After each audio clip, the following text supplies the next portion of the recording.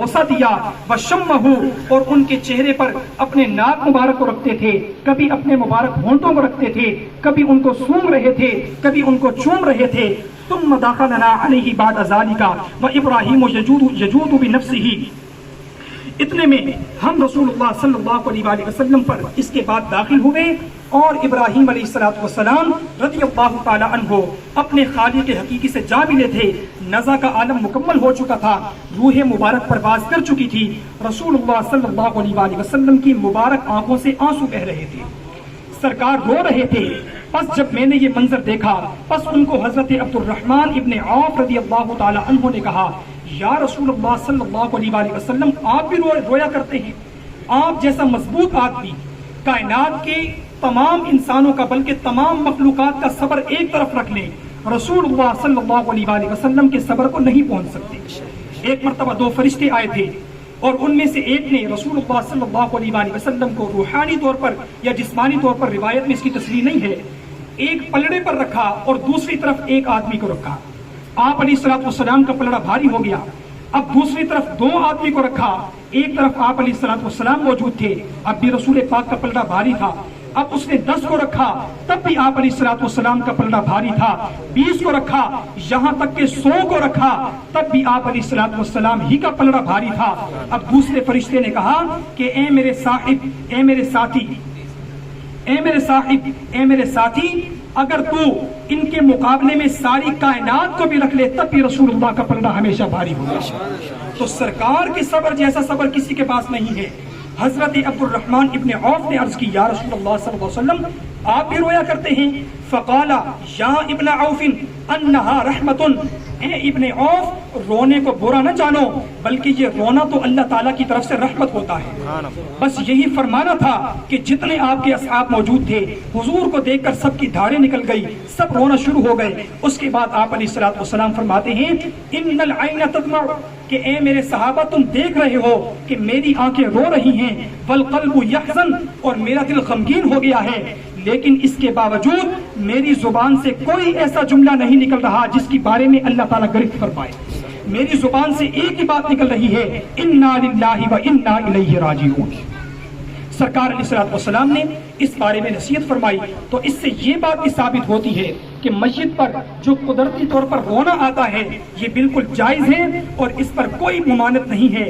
ہاں، جو بناوٹی رونا ہوتا ہے اس کے بارے میں ہمارے آقا امام الانبیاء صلی اللہ علیہ وآلہ وبارک وسلم نے باقاعدہ ایسی عورتوں پر لعنت فرمائی ہے کہ لعنت ہو ان لوگوں پر، کہ جو ان عورتوں پر کہ جو نوحہ کرتی ہیں، یعنی زبان سے برے کلمات فوتگی کے موقع پر نکالتی ہیں، ان پر بھی لعنت ہو، اور جو بناوٹی رونا روتی ہیں اللہ تعالیٰ کی، ان پر بھی لعنت ہو. اور اس کے بعد میں آپ کو ایک اور بات بھی بتاؤں. رسول اللہ صلی اللہ علیہ وآلہ وسلم ایک مسجد کے پاس سے گزرے، مسجد یہودی کی تھی، اس کی عورت اس پر رو رہی تھی اور اس کا رونا بناوٹی تھا، اور مرنے والے نے اس کو وصیت کی تھی کہ میرے مرنے پر تم نے نوحہ بھی کرنا ہے، رونا بھی ہے اور بین بھی ڈالنا ہے. رسول اللہ صلی اللہ علیہ وآلہ وسلم نے اس کو دیکھ کر ارشاد فرمایا کہ اس کے رونے کی وجہ سے اللہ تعالیٰ اس کے مرنے والے کو عذاب دے رہا ہے.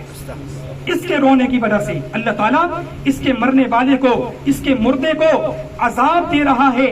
یہی وجہ ہے کہ حضرت عمر خطاب، حضرت عبداللہ ابن عمر اور ان جیسی جلیل القدر صحابی، انہوں نے وصیت کی تھی کہ ہماری میت پر کوئی بھی نہیں روئے گا، ایک آنسو تک نہیں بہائے گا، کہیں ایسا نہ ہو کہ تمہارے قدرتی رونے کے اندر بناوٹ آ جائے اور اس کی وجہ سے اللہ تعالیٰ مجھ پر عذاب نازل فرمانا شروع کر دے. حالانکہ یہ وہ لوگ تھے کہ جن سے سرکار دو عالم نور مجسم صلی اللہ علیہ وآلہ وسلم نے وعدہ کیا ہوا تھا کہ عمر جنتی ہے، عمر جنتی ہے، اور رسول اللہ صلی اللہ علیہ وآلہ وسلم کا وعدہ سبحان اللہ، بلکہ ان سے تو اللہ تعالیٰ نے بھی وعدہ کیا ہوا تھا وَكُلٌّ وَعَدَ اللَّهُ الْحُسْنَى، کہ اللہ تعالیٰ نے حضور کے تمام صحابہ سے جنت کا وعدہ فرما دیا ہے.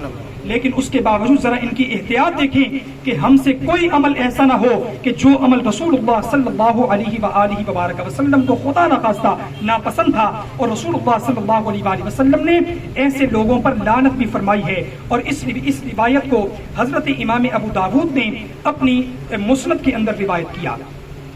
اس کے بعد بالکل وقت ہمارا مکمل ہوا، 2 سے 3 منٹ باقی ہیں.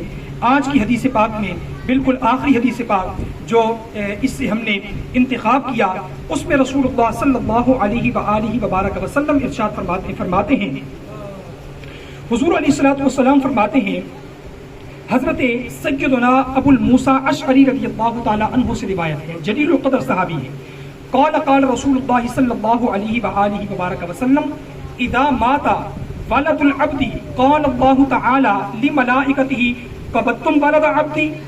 رسول اللہ صلی اللہ علیہ وآلہ وسلم نے ارشاد فرمایا کہ جب کسی انسان کی اولاد فوت ہوتی ہے، انسان کی اولاد، اور یہ اولاد یہاں پر ہمارے محدثین فرماتے ہیں کہ جس کے چھوٹی عمر کے بچے فوت ہوتے ہیں، یہ خوشخبری ان کے لیے ہے، چھوٹی عمر کے بچے، لیکن بالعموم کوئی بھی اولاد ہو سکتی ہے۔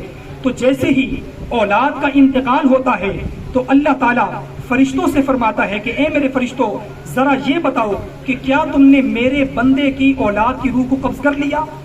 تو فرشتے کہتے ہیں فیقولون نعم یا اللہ، یا اللہ بالکل ہم نے تیرے حکم کے مطابق روح کو قبض کر لیا۔ فیقولو، پس اللہ تبارک و تعالی فرماتا ہے ذرا یہ تو بتاؤ کیا تم نے میرے آدمی کے دل کے ٹکڑے کی روح کو قبض کر لیا؟ یعنی اس کی اولاد جو سب سے زیادہ اس کو مبارک ہے، سب سے زیادہ اس کے لیے قیمتی ہے، حدیث پاک کے یہ الفاظ ہیں فَيَقُولُ قَبِضْتُمْ ثَمْرَةَ فَوَادِهِ، کہ کیا تم نے اس آدمی کے یعنی میرے بندے کے دل کے میوے کو، دل کے پھل کو قبض کر لیا، اس کو وفات دے دی؟ فَيَقُولُونَ نَعَمْ، تو وہ فرشتے کہتے ہیں جی ہاں یا باری تعالی، ہم نے تیرے حکم کی تعمیل کرتے ہوئے ایسا کر دیا۔ اب ذرا دیکھیے گا اللہ کیا فرماتا ہے، فَيَقُولُ مَاذَا قَالَ عَبْدِي، اے میرے فرشتوں ذرا یہ بتاؤ جب تم نے اس بچے کی وفات کی، یعنی جب اس کی روح کو قبض کیا، ذرا یہ تو بتاؤ میرے بندے نے اس موقع پر کیا کہا تھا، کیا کہا تھا؟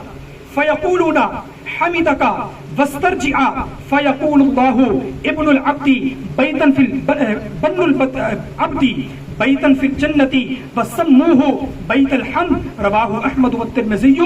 فرشتے کہتے ہیں باری تعالیٰ اس کی زبان پر ناشکری کے کلمات نہیں آئے تھے، بلکہ اس نے اپنے بچے کی وفات پر کہا تھا الحمدللہ وَإِنَّا لِلَّهِ وَإِنَّا إِلَيْهِ راجعون، بس اللہ تعالیٰ کا یہ سننا تھا۔ اللہ فرماتا ہے کہ اے میرے فرشتوں، اس شخص کے لیے جنت کے اندر ایک محل قائم کرو، اس شخص کے لیے جنت کے اندر ایک محل کو قائم کرو اور اس محل کا نام بیت الحمد رکھو۔ مرنے کے بعد جب یہ میرے پاس آئے گا تو میں اس کو اسی محل کے اندر مقام عطا فرماؤں گا۔ اللہ تعالی ہم سب کو ان باتوں پر عمل کی توفیق عطا فرمائے اور رسول اللہ صلی اللہ تعالی علیہ وآلہ وبارک وسلم کے تمام فرامین عالی شان پر ہم سب کو عمل کی توفیق عطا فرمائے، صبر کے دامن سے وابستہ رہنے کی توفیق عطا فرمائے۔ وما توفیقی الا باللہ العلی العظیم۔